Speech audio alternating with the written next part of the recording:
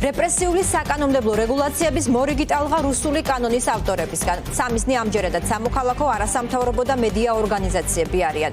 ქართული ოცნება საგრანტო დაფინანსების მიღების პროცესს კიდევ უფრო ამკაცრებს და გარე ლობიზმის სისხლის სამართლის წესით დასჯას აანონსებს. ახალი ცვლილებების მიხედვით სხვა ქვეყნის მოქალაქის ან სხვა ქვეყანაში რეგისტრირებული ორგანიზაციის პირდაპირი ან ირიბი დაფინანსება, რომელიც საქართველოსთან დაკავშირებულ პოლიტიკურ აქტივობებშია ჩართული 6 წლამდე პატიმრობით დაისჯება. ამავე საკანონმდებლო პაკეტით იმ არასამთავრობო ორგანიზაციებში მომუშავე პირს, რომლებიც საერთაშორისო დაფინანსებით არსებობენ, პოლიტიკურ პარტიაში საქმიანობა აიკრძალება 8 წლით. ახალი რეპრესიული რეგულაციების სამიზნე ბიზნეს სექტორიც არის, მეწარმეებს ქართული ოცნება პოლიტიკური განწყობის საჯაროდ გამოხატვას უკრძალავს. პარტიის ინიციატივაში ვკითხულობთ, რომ მეწარმე სუბიექტი ისეთი საჯარო პოლიტიკური აქტივობის განხორციელებისთვის, რომელიც არ არის დაკავშირებული მის ძირითად სამეწარმეო საქმიანობასთან, დაისჯება. ჯარიმა პირველ ჯერზე 20,000 ლარი, განმეორების შემთხვევაში კი ორმაგი იქნება.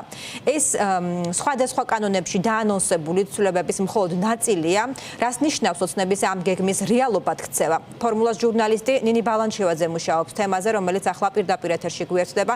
ნინი, როგორია გამოხმაურება უფლებადამცველებისა და იურისტების მხრიდან, რა შედეგზეა გათვლილი ეს რეგულაციები? დიახ, ოცნების მიერ დაანონსებული მორიგი რეპრესიული კანონები ამ კანონების ძალაში შესვლის შემდგომ მძიმე შედეგები დადგება ქვეყნის ევროპული და დემოკრატიული მომავლისთვის, ვინაიდან ამით ფაქტობრივად უკვე საბოლოოდ ქვეყანაში იზღუდება სიტყვისა და გამოხატვის თავისუფლება. ეს არის ის განცხადებები და პირველი შეფასებები, რასაც ჩვენ საკითხთან მიმართებით ვისმენთ იურისტების მხრიდან, ვინაიდან ქართულმა ოცნებამ გადაწყვიტა, რომ ის რეპრესიული კანონები, რომელიც გასულ წელს რამდენჯერმე გაამკაცრა, ახლა უკვე 2026 წელი და საგაზაფხულო სესია დაიწყოს ამავე კანონების კიდევ უფრო მეტად გამკაცრებით და მე მაყურებელს დეტალურად ავუხსნით, რას გულისხმობს ქართული ოცნების ეს ახალი ინიციატივა. გრანტების განსაზღვრება ფართოვდება იმდენად, რომ ნებისმიერი პირი, რომელიც მაგალითად საერთაშორისო ორგანიზაციაში გაუწევს ტექნიკურ დახმარებას, ან ჩაერთვება ტრენინგში, ან მიიღებს ხელფასის სახით ანაზღაურებას მისი ექსპერტობიდან გამომდინარე, ან ჩაერთვება ნებისმიერი ანგარიშის მომზადებაში ექსპერტად, ასეთი პირის წინააღმდეგ დაიწყება სისხლის სამართლებრივი დევნა და სწორედ სისხლის სამართლის წესით დასჯადი გახადა ქართულმა ოცნებამ ლობიზმი, რაც ითვალისწინებს ან ჯარიმას, ან 6 წლამდე თავისუფლების აღკვეთას. მთავარი და მნიშვნელოვანი პუნქტი არის ასევე ის, რომ პირი, რომელიც მუშაობს ორგანიზაციაში, რომელიც 20%-ით სწორედ ფინანსდება ეს ორგანიზაცია საზღვარგარეთიდან, მაშინ ამ შემთხვევაში პირს საერთოდ ეზღუდება პოლიტიკურ პროცესებში მონაწილეობა და მას ეს ვადა განსაზღვრული არის 8 წლის ვადით. გარდა ამისა, მთავარი და მნიშვნელოვანი არის ადმინისტრაციულ სამართალდარღვევათა კოდექსში, ასევე დგინდება ახალი ადმინისტრაციული სამართალდარღვევა და მეწარმეს საერთოდ საჯარო პოლიტიკური აქტივობა აეკრძალება, თუმცა როგორ უნდა განახორციელოს ეს პრაქტიკაში ქართულმა ოცნებამ, ამას ჯერჯერობით იურისტებიც ვერ ამბობენ, იმიტომ რომ მაგალითად ბოლო მონაცემებით 2026 წლის მონაცემებით 667,318 ინდივიდუალური მეწარმე არის საქართველოში და იმ შემთხვევაში თუ ისინი პოლიტიკურ მოსაზრებას გამოხატავენ, საკუთარ თავისუფალ მოსაზრებას, პირველ ჯერზე 20,000 ლარით, მეორე ჯერზე კი 40,000 ლარით დაჯარიმდებიან. იურისტები თანხმდებიან, რომ ეს არის უპრეცედენტო და მასშტაბური რეპრესიული კანონები, რომელიც აქამდე საერთოდ საქართველოს არ უნახავს და ამ კანონის მიხედვით ნებისმიერი პირი, ნებისმიერი პროფესიის წარმომადგენელი შეიძლება ქართული ოცნების მხრიდან სისხლის სამართლის დევნის ობიექტი გახდეს. დამანგრეველი ცვლილებები შედის გრანტის შესახებ კანონში, რომელიც გარანტიის ძალიან ფართე განმარტებას გვთავაზობს და პრაქტიკულად ნებისმიერ დახმარებას, ნებისმიერი ფორმით, რომელიც საზოგადოებრივ თუ პოლიტიკურ საქმიანობას ირიბად თუ პირდაპირ შეიძლება დაუკავშირდეს, მიიჩნევს გრანტად.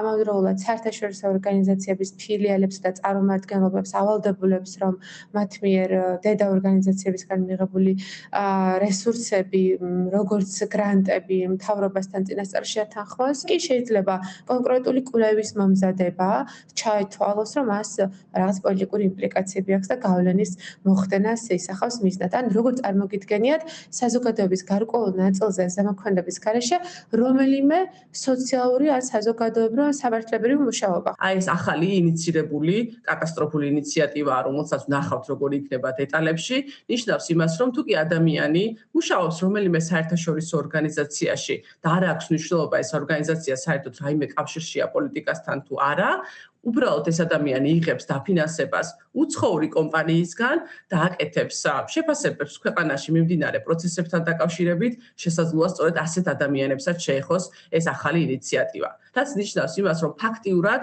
სიტყვის გამოხატვის თავისუფლება იქნება სრულად აკრძალული, თუ კი ადამიანები ისაუბრებენ პოლიტიკაზე და გააკრიტიკებენ ქართული ოცნების პოლიტიკას.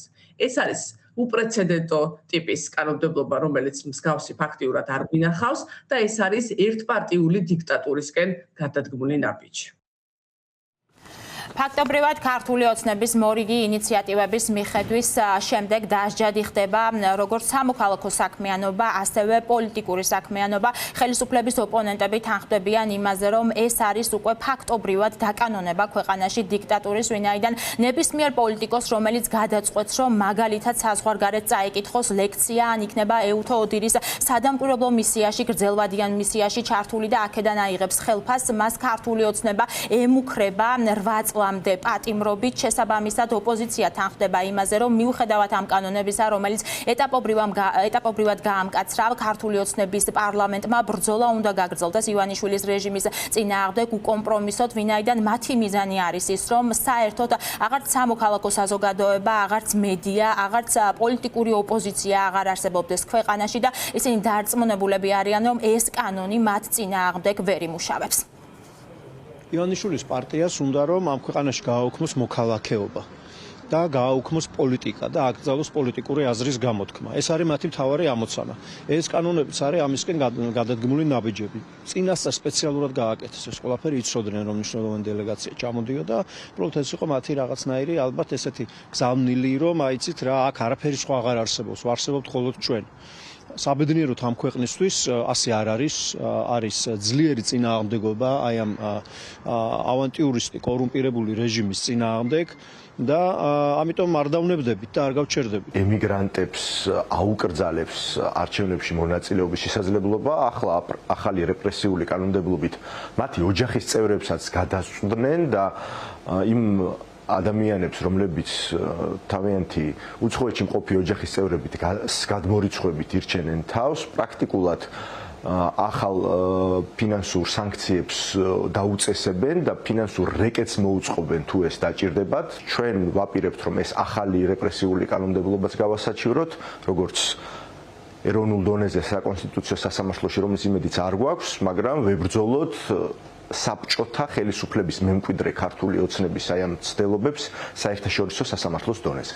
ეს არის რეჟიმის კონსოლიდაციის ბოლოსწინა ეტაპი. ამის შემდეგ არის უკვე ფიზიკური ძალადობა, მკვლელობები და ასე შემდეგ, იმიტომ რომ ეს იმ guidelines ქართული ოცნება მიყვება, რაც ყველა დიქტატორისთვის, სისხლიანი დიქტატორისთვის არის დამახასიათებელი, მაგრამ ქართული ოცნება აუცილებლად დამარცხდება, ვინაიდან ეროვნული და დემოკრატიული ძალები ქართულ ოცნებას, რეჟიმს, ამ ავტორიტარებს აუცილებლად დაამარცხებს. ეს არის ავტოკრატული დიქტატორული რეჟიმი უკვე, რომელიც უკვე სტატუს-კვოს შენარჩუნებაზე ვფიქრობ და უკვე ხვდება, რომ ალბათ ეს შეუძლებელი იქნება ივანიშვილის რეჟიმის პირობებში, რაც უფრო გავად რომ მით უფრო მეტ ავტოკრატულ შემზღუდავ ნორმას მიიღებს ივანიშვილი, ის შეიძლება ყველანაირად რომ განსხვავებული აზრის მქონე ადამიანები განდევნოს ქვეყნიდან დაამკვიდროს ციხეში, თუმცა ჩვენ ვართ კრიტიკული უმრავლესობა და არც ერთი ეს კანონი არ ემუშავებს, როგორც წინა კანონებმა ვერ ჩაკლა განსხვავებული აზრი ამ ქვეყანაში.